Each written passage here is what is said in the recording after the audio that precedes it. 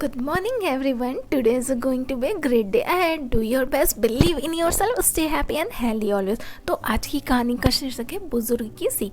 एक बार क्या होता है, एक ट्रेन का इंतज़ार करते हुए रेलवे स्टेशन में एक बुजुर्ग व्यक्ति, जिनको हम बाबा के नाम से बोलेंगे, तो वो बाबा जी बैठे हुए होते हैं और वो रामायण जी को हाथ में रखकर पाठ करते होते हैं। तभी वहीं पे एक और जो नव दंपत्ति होता है वो ट्रेन का इंतज़ार करता है और वो बाबा जी के बगल में ही बैठा होता है। वो उनको देख के बोलता है, आप भी क्या बाबा जी, इन कहानी कथा जो सुनी सुनाई है उसको पढ़ के आप अपना समय क्यों बर्बाद कर रहे हैं? इनको देख के आपको क्या सीख मिलती है? अगर आपको पढ़ना ही है तो आप इंडिया टुडे पढ़ो ना, अखबार पढ़ो, फिल्म मैगजीन पढ़ो और बहुत सारी चीज़ें हैं, आप ये क्यों नहीं पढ़ते? इसे पढ़कर अपना समय क्यों बर्बाद कर रहे हैं?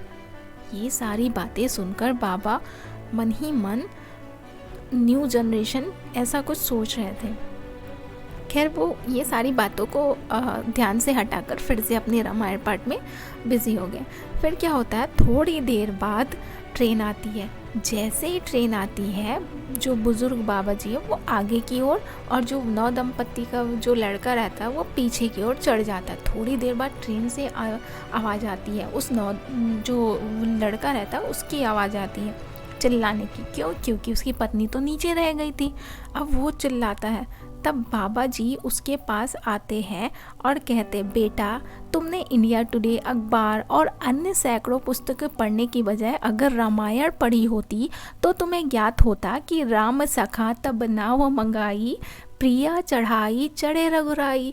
अर्थात श्री राम जी ने नाव पर चढ़ते समय पहले सीता जी को नाव पर चढ़ाया था, उसके बाद खुद चढ़े थे। अतः तुम भी पहले अपनी पत्नी को ट्रेन पे चढ़ाते, उसके बाद खुद चढ़ते तो तुम्हारे साथ ये घटना नहीं होती। इस लेख का सार यही है कि हिंदू सनातन की जो लाखों सालों की जो वैदिक सनातन धर्म संस्कृति, हमारे वेद, 4 उपवेद, वेदांग, ब्राह्मण ग्रंथ, रामायण, मनुस्क्रिप्ट, भगवद गीता आदि सब कुछ इंसान को इंसानियत सिखाती है।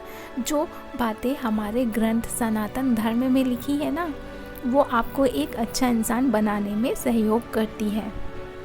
वह आज की तथा कथित मॉडर्न की ये जो मॉडर्न पुस्तकें हैं ना, वो वैसी नहीं है। आज आदमी को पढ़ना तो आ गया है, लेकिन पढ़ना क्या है ये अभी तक नहीं आया है। ऐसे ही जीवन तो मिल गया है, पर जीना कैसे ये भी नहीं समझ आया है। ज़्यादातर लोग सांस लेने वाले मुर्दा ही हैं। इस कहानी का यही सार था। Thank you so much.